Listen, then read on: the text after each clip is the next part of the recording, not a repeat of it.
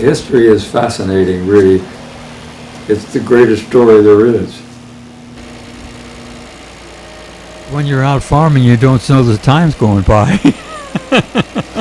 You don't see other people, so you're all by yourself. No, I've been very lucky, really. The Army was good to me and kept me healthy. And, of course, the good Lord, we go to church every Sunday and a few other days after that, and that helps a lot. And unfortunately, my wife didn't make it, but it certainly helps keep one going. And you just don't think about it. It's one day at a time. This is what you got to do today, and you go do it. Army friends have we get together occasionally. We're all close together, and so it's just, I don't know, basically lucky, I guess. The genes are good.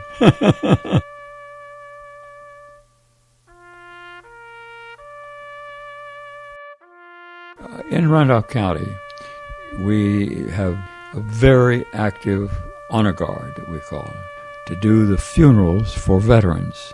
And we do about 500 funerals a year. And we provide rifle firing, we provide the flag folding, and the bugle. And those three events, if anybody wants them. So we've done as many as 5 funerals a day. But the person has served their country, and that's most important, and they deserve the honors.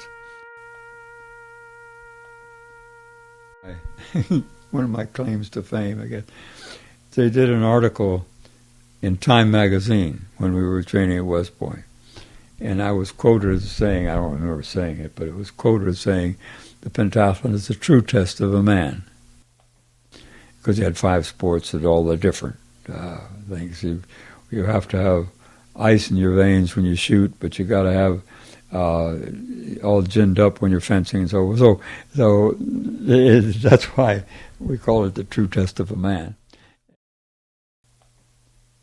Then the Korean War being on, the question was, do I go off, since I'm an Army officer, do I go off and fight a war, which was what I was trained to do. But since they asked me to stay, I did. And I recruited and put together the team, and the coaches ended up competing as well as coaching on the thing.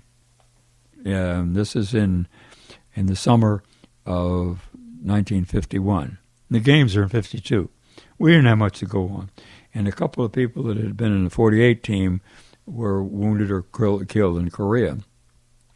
So what I did is I recruited a bunch of second lieutenants from West Point that just graduated that were good athletes. And then we'd go around to various Army events and try to recruit people and put out the word, really, to all the services to come try out. I trained longer than anybody else, and I had trained not even 2 years.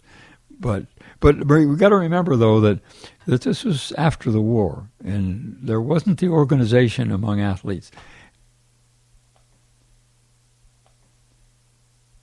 One of our team members was a swimmer down at Raritan Arsenal. He was pretty good. So I encouraged him to come up and try out. Well, he came up, knocked on the door one day. The other fellow who had been on the planet was a truck man. And I told him to take him out and see if he could run. Well, it turned out that he could run almost as fast as the fellow who was checking him out. So we immediately signed him up. And between September and July, he trained enough to make the team, which is amazing because we were competing against people that had trained 2 and 3 or 4 years. We all felt that we had trained, given the time that we had reached about as good as we could be. There wasn't a hell of a lot we could do that we hadn't done already. The Russians had never competed in the pentathlon. They hadn't competed in the Olympics. But they were going to compete in 1952. And nobody knew what they were like. They were down riding the horses. So I said to my team, I said, let's go eat them. So we all walked down to where they were training their horses and watched them ride. And in those days, they had the old commissar with double-breasted coaches watching and so forth. When they finished riding, I said, okay, let's go. So we went right over and shook their hands. And this is the first time any American athlete had talked to any Russian athlete anywhere, even not just the pentathlon. And the old Russian officials that were standing back, they were kind of aghast. They didn't know what to say with all that's going on with these horrible Americans.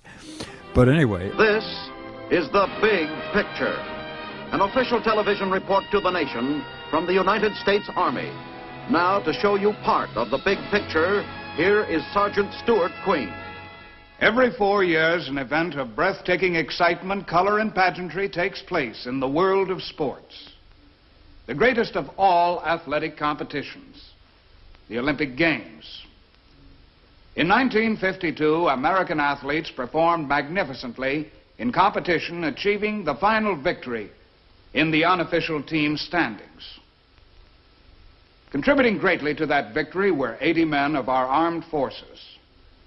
Here, released for the first time on The Big Picture, is the story of our armed forces athletes in one of the most closely contested Olympiads of all time.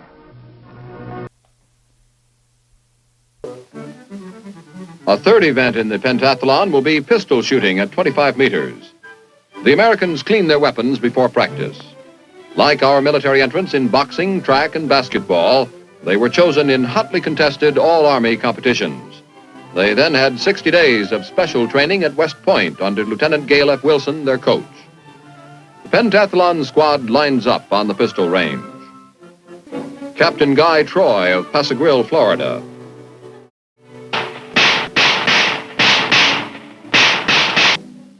Here's the big show for the Army. The wind-up of the all-military pentathlon with competitions in cross-country and swimming, the fencing, pistol, and cavalry contests having already been decided. The men run against a stopwatch rather than against each other, leaving at 1-minute intervals.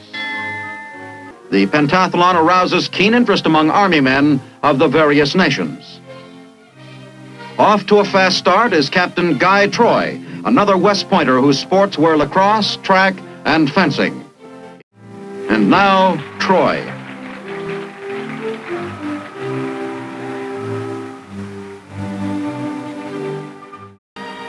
Hitting the water nearest the camera is Captain Troy, already a high scorer in riding and shooting.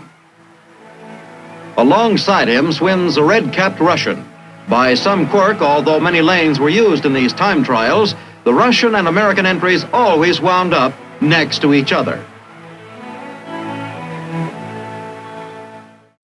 After the games, I went back to being a soldier and eventually ended up stationed in Vienna, Austria.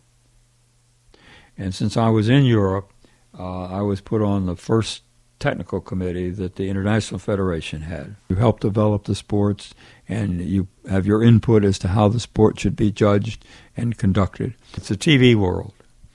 And so we changed the events so that it's all in one day, so that you don't have to wait 5 days to see who won. It's much improved, and it saved the sport, because we would not be in the Olympic Games if we'd kept it at 5 days. The judges for the Olympics were selected from the technical committee. So I ended up being on a jury d'appel, which is a judge, in 4 of the games. The last one was in Los Angeles in '84. Yeah, that was my last part of the Olympics. Yeah, last one I went to. Yeah,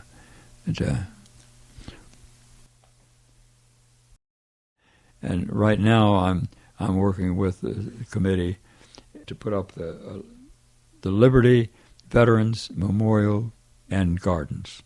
The gardens will be all around, and then here we're going to have a pavilion where people can come and picnic and enjoy the community amid the Veterans Memorial. And we hope to have it funded within a year.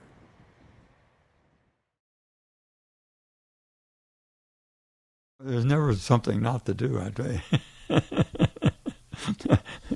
I wish we'd run out of things to do, but